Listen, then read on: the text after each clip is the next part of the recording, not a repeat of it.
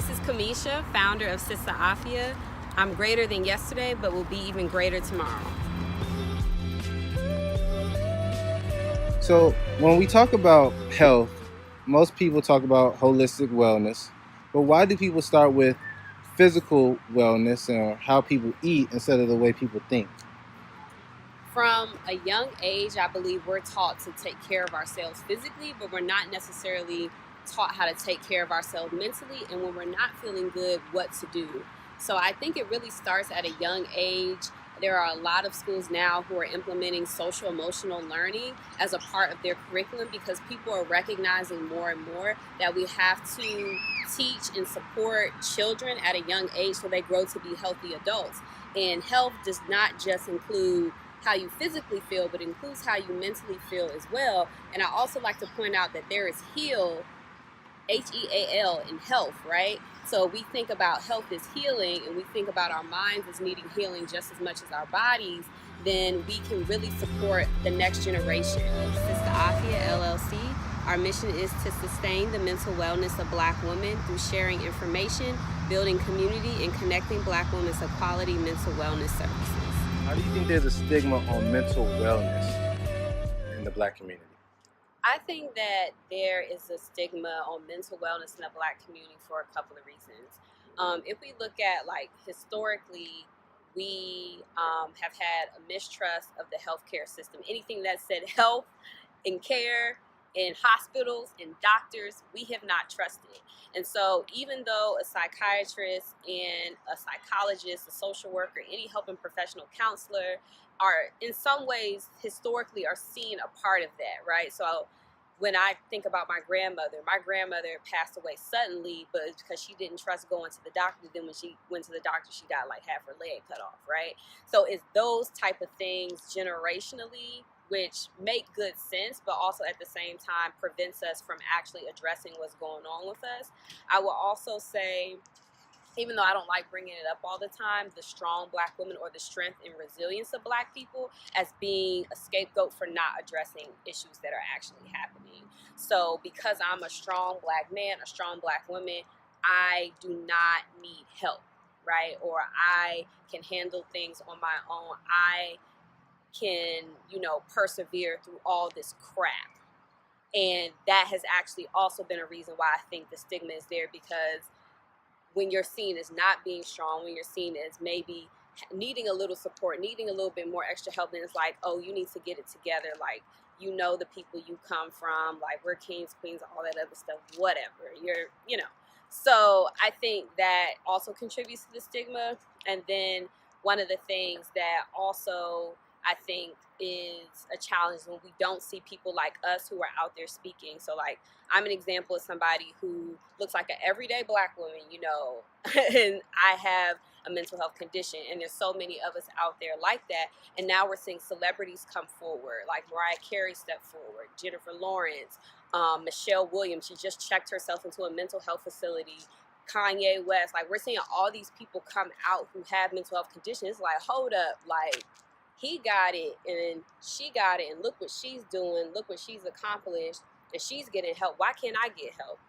So then I think with the celebrities and more prominent people stepping forward, saying that they're dealing with things is really helping to, like, go against the stigma and say, like, I can live with a mental health condition, still accomplish my goals, still have a full life. Things might be hard sometimes, but I can still have a full and whole life. And I think a lot of times people think that that's not possible when you're diagnosed with something. So I think we have to turn the impossible into the possible. And I think that is, like, what needs to happen when it comes to stigma, is showing, like, it is possible for you to have bipolar disorder, own your own business, have a master's degree, want to, do X, Y, and Z. Like, that shit is possible, So we start seeing that we can live with things and we still have endless possibilities, then that makes a huge difference as far as, like, how we think about mental wellness and how we feel if we are actually dealing with a mental health condition. Okay. Cameisha, what made you start Sistaafya? I started Sistaafya out of my personal experience of living with a mental health condition and not being knowledgeable about the things that I needed to be well, the resources, and the information that I could take advantage of. in 2013, I was diagnosed with bipolar disorder, and it drastically changed my life. And one thing that was really difficult when I got diagnosed, not just the shame and the stigma, but also like, how can I find quality mental wellness services, and how can I be in a community of support where I don't feel like I'm alone? So after a few years, after I felt more comfortable with myself, I really started to learn more about what's needed to be mentally well, not just personally, but as a social worker. I decided to take action and create Sistaafya to help other Black women who live with mental health conditions or who are just struggling temporarily mentally, to be able to find other women like them and be in community, but also to be able to know all of the resources that are out there that they can take advantage of so they can be mentally well. So what services do you all offer at Sistaafya? Every month, we have a sister support group for Black women and femmes who need mental wellness support. And at those support groups, we have a specific topic that we discuss, and we also do a skill share where we share a skill that someone can use to improve their mental wellness. We also do community education workshops, which look like our Coloring for Mental Wellness, or Mental Wellness Supporting the Whole Black Woman, or Black Women Vanguard to the Mental Wellness Revolution. And we also participate in holistic healing events. So we've done yoga on the beach, we've done acupuncture, we've done meditation, because we recognize that those things are important as well. And lastly, we do large-scale community events to bring together community and people seeking services. So just as of recently, we had the Black Mental Wellness Expo. We had over 200 people who are in attendance, mental health providers, community, bring them together, make it easy. We'll also be having Black Mental Wellness Weekend during Veterans Day weekend, and in the spring we have our large mixer that brings together people who are searching for services and people who are providing services in a relaxing environment. What would be your advice for a woman who is dealing with a mental health condition, who feels marginalized by society, or doesn't feel like she has anybody to talk to? First, I just say keep it real with yourself. If you know that you're struggling mentally, emotionally, physically, anything, the first important step is actually acknowledging that it's happening. Then the second thing that I always encourage is to reach out for support, whether that's a family member, a friend, or if it means like you getting support from a therapist, or you getting support from a holistic healer, from church, spirituality. Reach out to those people for support. You don't have to go through things alone. I know sometimes it can be challenging actually admitting that you're going through something, but actually acknowledging it and taking action can really help to prevent things from getting worse, and can definitely increase the vibrancy of your life long term. Bundle with you. Journey onto motherhood instantly begins. Precious from conception was this little life within. Delicate and special, open arms are welcoming. Initiative for mommy to secure your innocence. Life centers around you like the rings on Saturn. You make it divine, cause you're sweet as sacrament. And I'ma shower you with love until infinity. As long as I breathe, you get the biggest part of me. As long as I breathe.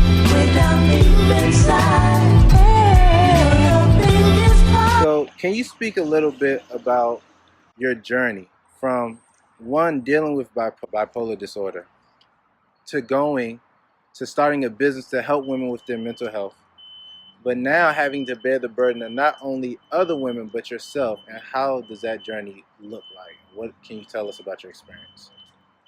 For me, once I was able to acknowledge and be comfortable with the fact that I had bipolar disorder, I was able to talk about it with ease. Like, it doesn't hurt me to say it no more. It used to, like, my heart used to beat fast when somebody would be like, oh, what do you have? And I'd be like, I got bipolar disorder. Or when I would have to tell somebody, so I don't feel that way anymore. But once I got comfortable with it, once I understood like my symptoms and my triggers and my stresses, which I'm still working through every day, and I got the help that I needed, it made it easier for me to want to help others, right? To want to be supportive to others. So with Sistaafya, even though I still go through my ups and downs, like last year, I had one of my worst mental health years, but I had a great year with Sistaafya. I launched a blog, Voting Bipolar. So I continue to stay focused on one, like the vision that God gave me, and then also like, this isn't about me. This is about like Black womanhood, this is about Black women, this is about our community, and this is about mental wellness, and this is about healing. And so whenever I get weary, whenever I'm just like, man, I'm tired, or like, can I keep going? I keep that in the center, of what I'm doing. So I don't necessarily look at it as like a burden. I just look at it as a greater responsibility. And when I decided to create Sistaafya, when I decided to create Bold and Bipolar, it was literally my responsibility to humanity. Like, this is my responsibility to care for people, to care for myself, and to push forward something that will be healing for so many people. So Cameisha, we're in Chicago. One of Chicago's artists, Kanye West, has a new album out, and his cover says, "I hate being bipolar, it's awesome." And on the outside looking in, it's like, what is he talking about? But can you speak to what he might be talking about, or your experience with it? Absolutely. So what Kanye said as a person living with bipolar disorder is absolutely correct, in my opinion. While I hate living with this condition sometimes, I'm also able to produce and do awesome shit with this condition too. So a lot of times when people are thinking about mental health conditions, they're thinking about like what's wrong with you, but actually people who have mental health conditions can tap into things that other people can't tap into. So I have been able to produce some of my greatest work in mania. I've been able to feel the most empathetic that I can ever feel when I'm in depression. And so I've been able to feel confident about myself, been able to feel, on top of the world as a part of the bipolar disorder condition, right? What gets tricky is when it goes unchecked, when you're not balanced, right? But there also is something very beautiful about thinking differently, viewing the world differently. And I think that's what Kanye was saying. I think he was saying that I hate that I have to go through this. I hate that my life feels out of control. I hate that, I'm not sure when this feeling is going to end. But man, like, I'm a genius. Like, I can produce, I can do all these things. And part of it has to do with the unique abilities that I have because I have bipolar disorder. What has been some of your major successes and some of your major setbacks on this journey of entrepreneurship? My biggest success is, one, taking risks to be an entrepreneur. I think it's really challenging to put yourself out there and put your story out there, even if it means that you're helping someone else. And also getting Black women to come out to mental wellness events. A lot of people, when I had my business idea, they were like, how are you going to get Black women to come out and talk about mental wellness, given the stigma? And I thought back to myself. I was like, well, what would I want to come out to? What would I need? Because I live within myself, and creating just a welcoming, relaxing, inviting environment for women to be themselves and to talk about mental wellness. And I feel like I've had pretty great success with that. So that would be my biggest success. My biggest, I wouldn't say setback, but thing that's really difficult is getting people to provide the funding for what I'm doing. So I'm a social entrepreneur. I'm not a 501c3. I won't get into all that, why that is, but people putting money and value into mental wellness for Black women is something that I've really struggled with. So I have to really think creatively and out of the box. Part of the reason why I launched the product line, which I'm glad I had the idea to do, was because I needed a financial backbone for my business to be able to provide these services at free or low cost. And that really made a huge difference. So I had to kind of think out of the box when I was encountered with the challenge, but I think now with Sistaafya going into its second year, that people are really seeing the impact of it and will begin to put dollars, put time, put energy, put space into what we're doing. So, where can people find Sistaafya? How can we get in contact with you? People can find Sistaafya on Instagram and Facebook at Sistaafya. You can also visit our beautiful website at www.sistaafya.com.